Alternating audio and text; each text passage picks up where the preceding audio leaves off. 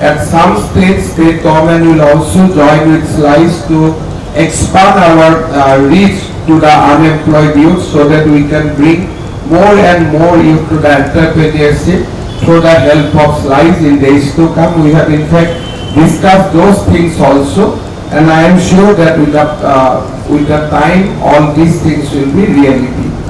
আমি সকলোৱে এটা কথা মই আমাৰ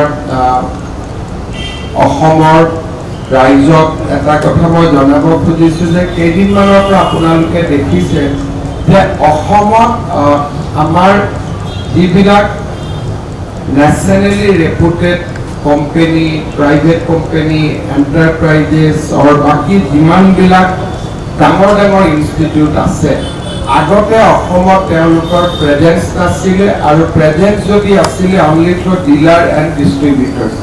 কিন্তু যোৱা এবছৰ ডেৰ বছৰত আপোনালোকে দেখিছে যে ইয়াতে এক্সিছ বেংকে নিজৰ ডিজিটেল ফেক্টৰী খুলিছে, TVSৰ দৰে কোম্পানী ইয়াতে আহিছে, ইয়াতে এটা এটাকৈ বহুতবিলাক কোম্পানী গুৱাহাটীলৈকে তেওঁলোকৰ বেছবিলাক শিফ্ট কৰি আছে, আৰু ই আমাৰ মানুহক এমপ্লয়মেণ্টৰ এটা বহুত ডাঙৰ সুবিধা, বিশেষকৈ আমাৰ ল'ৰা ছোৱালীক, উঠি অহা ল'ৰা ছোৱালীক এমপ্লয়মেণ্টৰ বহুত ডাঙৰ সুবিধা আমাক দিছে।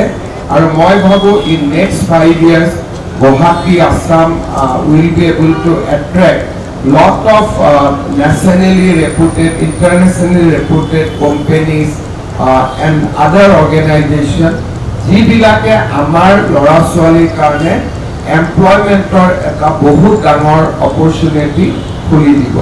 We are also discussing with many organizations to start things like GCC in Assam, GCC in Guwahati. So I think our futures are very bright. আমি একেলগে লগ লাগি আমি বহুত কাম কৰিব পাৰিম। The presence of SLICE in a big way in Assam, it is going to prove that we have a very bright future provided we take our step in a right direction.